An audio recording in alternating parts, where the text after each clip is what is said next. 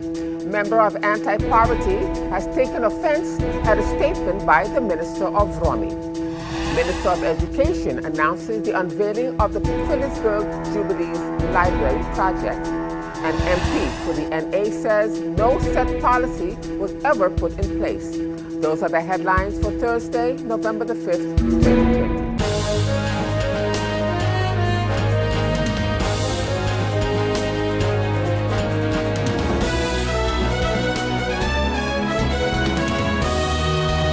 Good evening, viewers. This is SXM Daily News, and I'm Valerie from Clinton. Thank you so much for tuning in this evening. And as usual, we have a full newscast for you, so let's get started. In our first story, the House of Parliament sat in a public meeting yesterday, November the 4th, 2020. The Minister of Public Housing, Social Planning, Environment and Infrastructure, Romy, was in attendance. One of the agenda points that was discussed and more clarification given on was updates from the Minister of Romy regarding the current long lease land. The meeting was requested by MP G.S. Heiliger Martin, MP O.E.C. Otley, and MP R. Bryson. Member of Parliament for the National Alliance, Christophe Emmanuel, addressed the issue of Romy and the current long lease land. According to the MP, over the years, no set policy was ever put in place. The question that he would like to know is government continuous? And are civil servants within the Ministry of Romy authorized to disregard the instruction of a minister to process advices for the granting of long lease parcels? Mr. Chairman, over the years, we have known that the giving out of long lease land within the ministry, within the government, and there's no set policy. Now, is it on the bad side of governments before who came and who left, or who was there before and didn't take the initiative to set policy? One can say yes and one can say no. But is government continuous? That's the main question that I would like to know. And when I ask that question, Mr. Chairman, it's in terms of when one minister sits and makes a decision, and then that minister leaves and another minister comes, does the continuation of the work in terms of the process of giving land to an individual continues with the next minister, Mr. Chairman? And thus the reason why I'm asking these questions. And my first question to the Honorable Minister goes, are civil servants within the Ministry of Romy authorized to disregard the instruction of a minister to process advices for the granting of long lease parcels? That's the first question I have, and I can repeat. Are civil servants within the Ministry of Romy authorized to disregard the instruction of a minister to process advices for the granting of long lease parcels? Also, Mr. Chairman, I would like to know, is it the authority of civil servants to decide that a letter of intent signed by a minister is invalid? So that's a question I would like to ask also, Mr. Chairman, especially when it comes pertaining to the granting of long lease land. Back to the question at the beginning when I stated, is government continuous or not? So here you have a sitting minister, and the minister gave a letter of intent. So I would like to know from the Honorable Minister pertaining to long lease land, does letters of intent affect the right of giving land? Yes or no? Is it a promissory note? Yes or no? Is it a binding document? Yes or no, Mr. Chairman? Meanwhile, Member of Parliament for the U.S. Party, Claudius Moncamper, also wanted certain questions answered about the long lease land issue, including what is the long lease price for a square meter for the Rainforest Project, which is heavily funded by our National Pension Fund from back in 2015. According to the MP, a lot of money was put in, and it was a sweetheart of a deal when it comes to the pricing per square meter. He expounded further. I'm going to ask these questions, and I want everyone to listen carefully, because it is my intention that the answers that come will reveal some of the things that we were asking in 2015 and today have become a reality.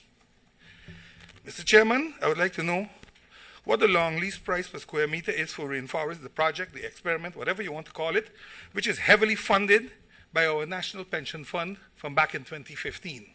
A lot of money by the pension fund was put in there. And they have a sweetheart deal when it comes to the pricing per square meter. I would also like to know how much is outstanding in long lease premiums by Rainforest today to government. I would like to know, have they ever paid premium to government? We are 5 years further. I would like to know why they are not being pursued to pay up their long lease, like how we do with others.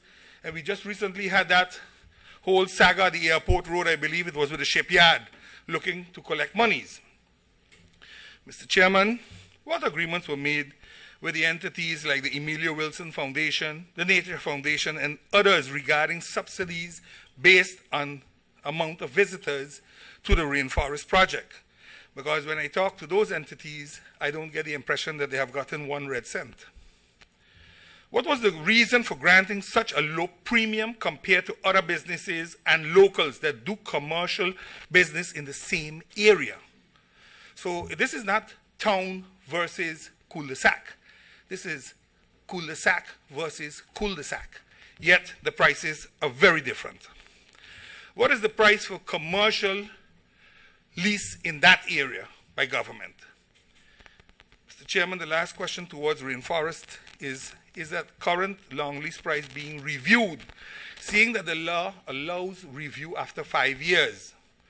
And seeing that they are not paying, are we going to allow them to stay with the land and not pay government and jack up a huge bill and then eventually just flow off to Miami? And then Minister Avrami responded to the MPs about the long lease land discussion.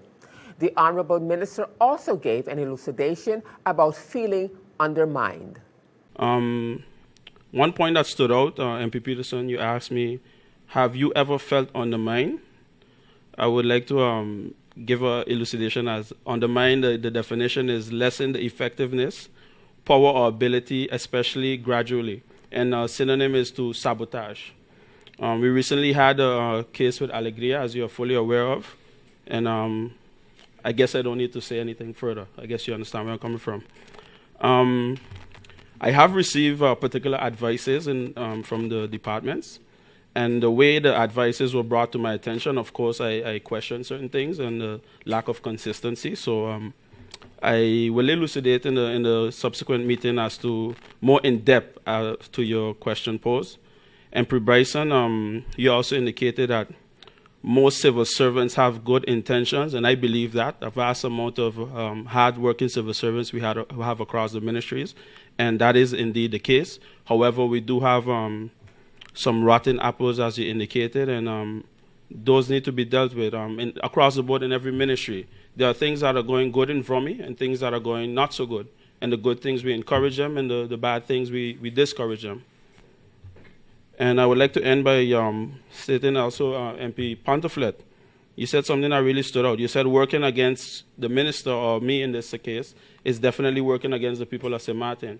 I share those sentiments wholeheartedly.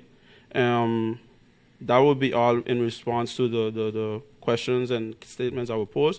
Madam Chair, I would like to indicate tomorrow, send an email, indicate to the Chair of Parliament as to a timeline as to when I can return, because there were some technical questions and I want to be as thorough in answering them as I was in asking the questions when I was a member of Parliament, and get back to the House of Parliament. Thank you. In other news, member of the SMAP, Mrs. Claire Elshad, has taken offense at the Minister of Vromi's statement that there are rotten apples within the civil service. Mrs. Elshad says that she took offense with the minister's statement, which she quoted from the newspaper, and has requested that the minister refrain from calling civil servants rotten apples. MP accuses civil servants of undermining ministers. And I quote what they say, Doran, we do have some rotten apples. I would like to request that the minister refrain from calling our civil servants rotten apples. We have workers, and withdraw that statement, because we have to have all respect about our workers. with the workers. Rotten apples, I don't think he would feel it right if we as unions in defense of the civil servants label the ministers and give them different names. He would not feel it right. It would be disrespectful, and therefore we feel that this is also a disrespect to the civil servants that are working.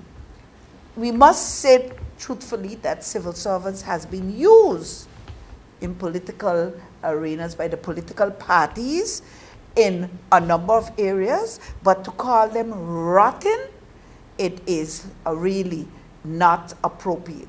So, Honorable young Minister Duran, with the good potentials as minister, especially Minister of Public Housing, Spatial Planning, Environment, and Infrastructure, I would admonish you to use the rightful words when declaring, describing what you mean with civil servants undermining the ministers, and to please withdraw your statement of rotten apples. And still to come, President of WIFO gives an update on the hotel sector.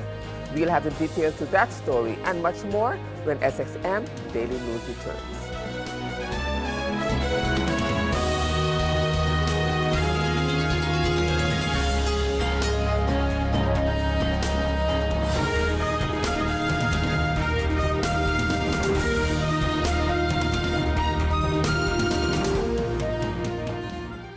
GEBE has been faithfully serving the communities of St. Martin, powering your home and our economy. Come rain or shine, our qualified team of professionals are working hard 24 hours a day to provide you and your family with safe, reliable electricity and water. We use the latest technologies and test our products daily to maintain the highest international standards. Our friendly staff is always there to assist you, whether in person, over the phone, or online. We are committed to constantly improving our products and services, making them more efficient, effective, and environmentally friendly to serve you better today and our next generation of clients tomorrow. GEBE, powering a brighter future. Our friend Megawati is here with tips to save you energy. 1. Turn your airco temperature up. 2. Use a ceiling fan instead. 3. Buy energy-saving products. Save some green with NVGEBE. Welcome back, viewers. You're watching SXM Daily News, and I'm Valerie Van Putten. In more news for you at this time, the Princess Juliana International Airport recently announced its rebuilding progress by the selection of a project supervisor and engineering firm for the reconstruction project of the terminal building, scheduled to begin in 2021. This November, PGIAE announced that the site preparation works will begin within a few weeks, around the middle of November 2020. PGIAE awarded AAR International a critical part of the site preparation works for the reconstruction to begin. These works include mold cleanup and remediation, surface decontamination, and waste disposal management for the non-operational areas of the terminal building. It is expected that this project will create work for approximately 60 local workers. AAR International, the American-based company that won the tender, provided the best technical and financially acceptable proposal for the mold removal and waste disposal works. These site preparation works are part of the airport terminal reconstruction project, which consists of the preliminary work necessary to get the construction site ready for building and development. PGIAE's main goal is to rebuild the airport of the future to support St. Martin's long-term sustainable growth and, in the short term, create opportunities for local employment within the reconstruction industry, and with it, the livelihoods of many families. CEO of the airport, Mr. Brian Mingo, said that he is also grateful to see that our new partner, AAR International, has already started the employment process for approximately 60 local workers to start the site preparation works. The release reads in part. And in other news, President of the Windward Islands Federation of Labor Union, Theophilus Thompson, gave an update on the different hotels and their employees this morning at the St. Martin Anti-Poverty Platform's press conference. The union president says that there is ongoing negotiations with Planet Hollywood, and he expounded further. There's ongoing negotiation with Planet Hollywood, and we saw in the papers where this man, Mr. Johnson, has eventually withdrawn his position with regards to the prevention of the construction of that well-needed new facility.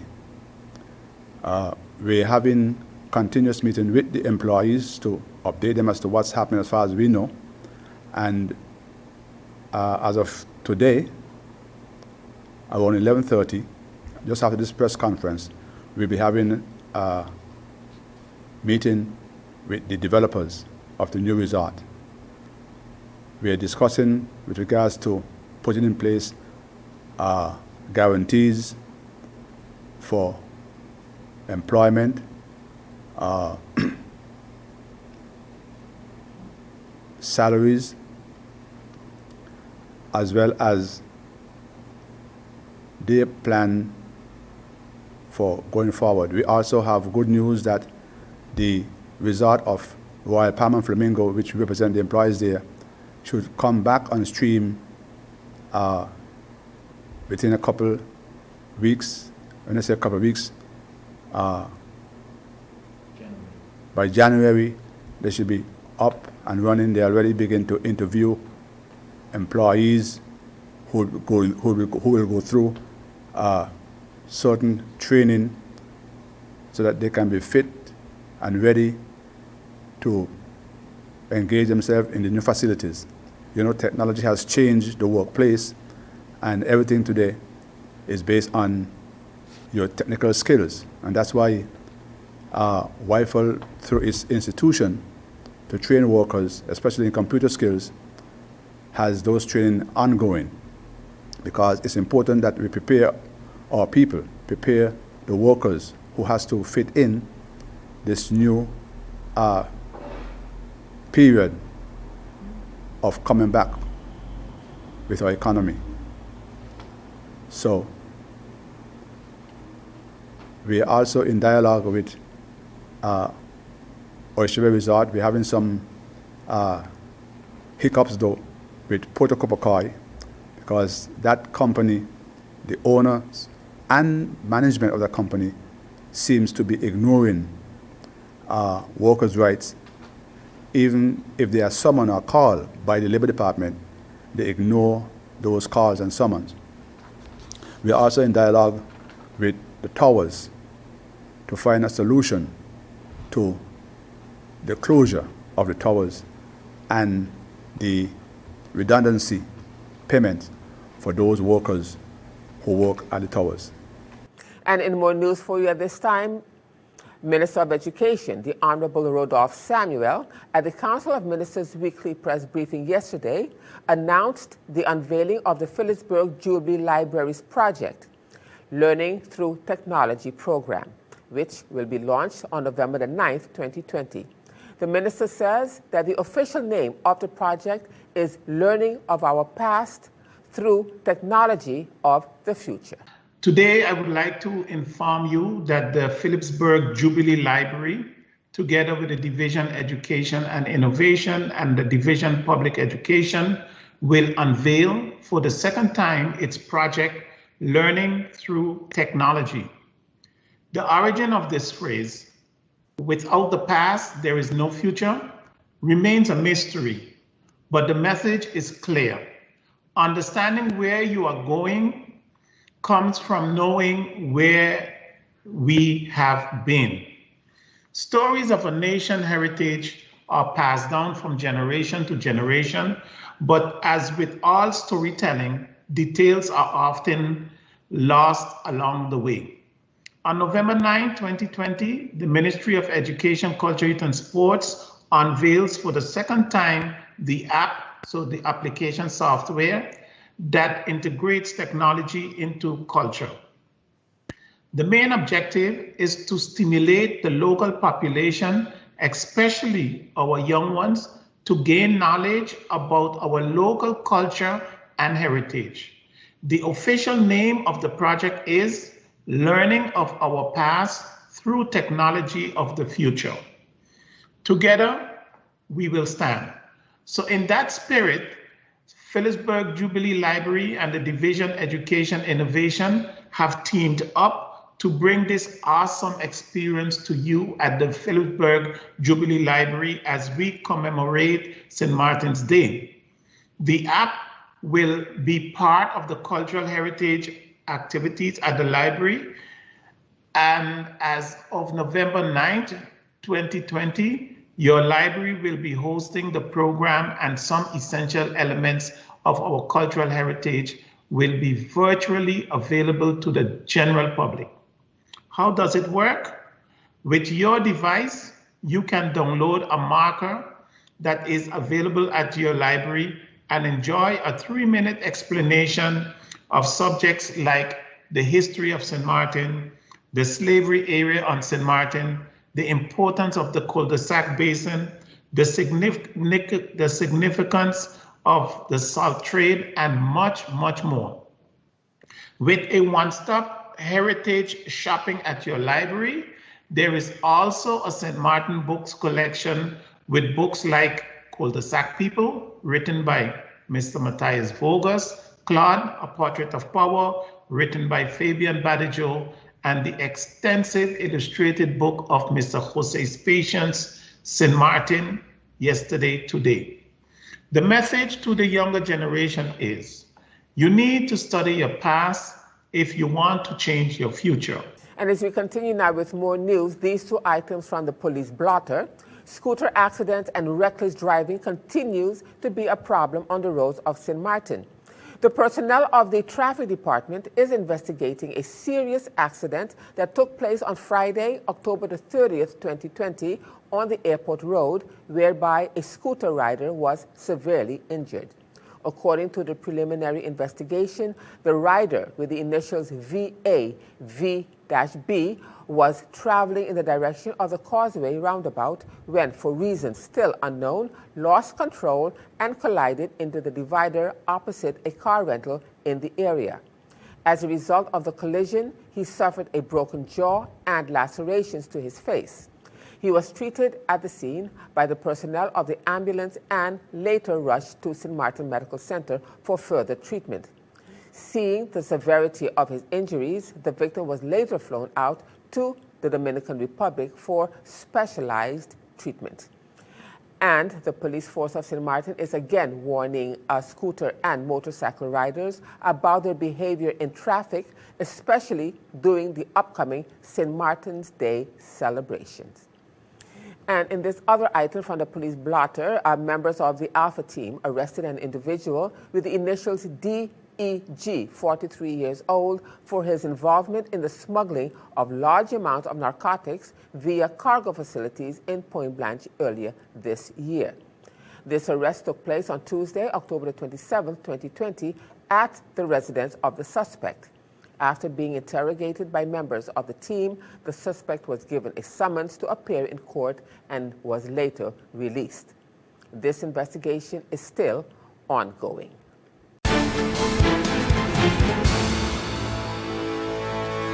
Now, turning to our weather forecast for November the 5th, 2020, pockets of moisture embedded in the wind flow is expected to generate a few isolated showers across the local area.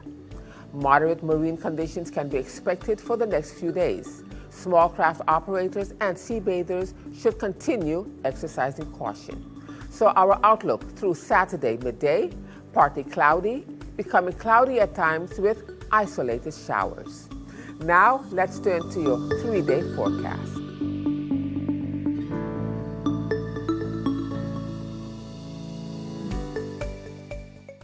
And still to come, Minister of Justice announces calendar of events for Domestic Violence Awareness Month.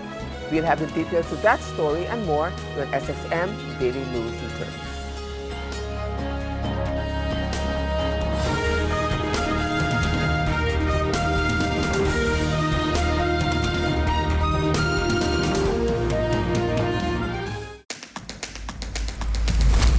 innovative Banco Matico contactless smart card.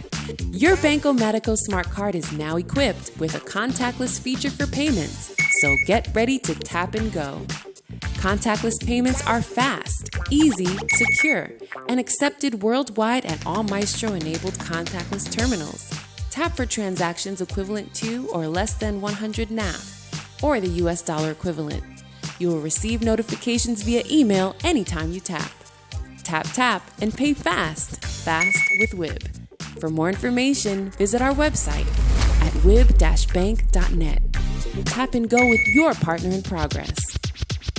Welcome back, viewers. This is SXM and Daily News. And as we continue now with this COVID-19 related item, as of November the 4th, there were 11 persons who tested positive for COVID-19, increasing the total active cases to 80.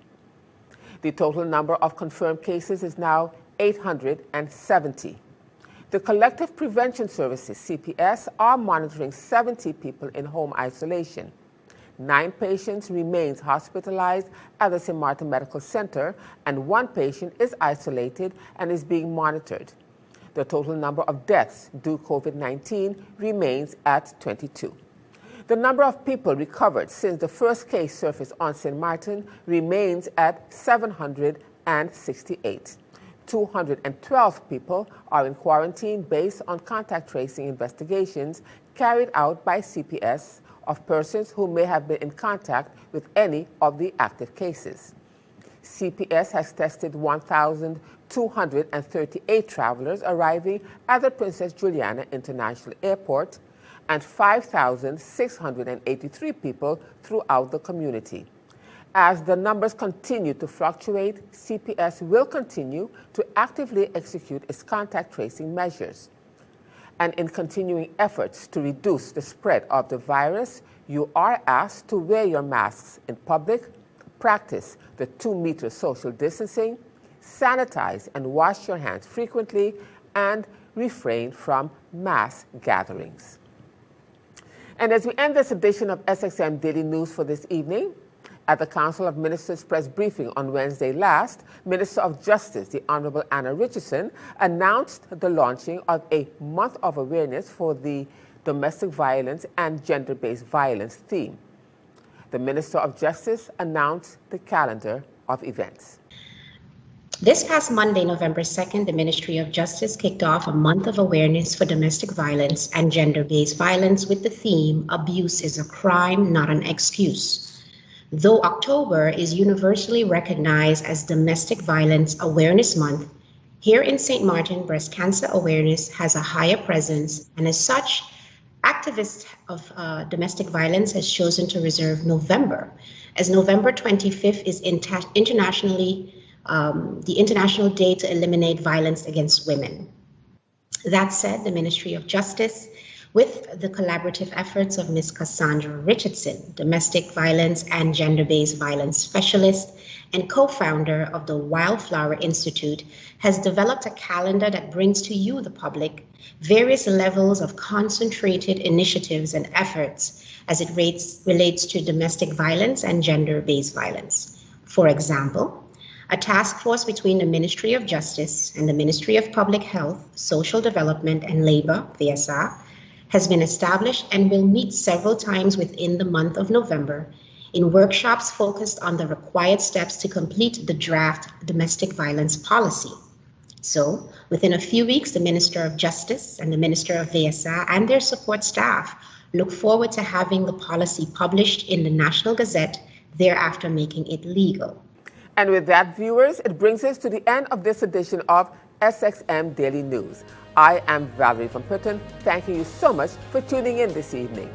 And just a reminder that this and other programs are available online.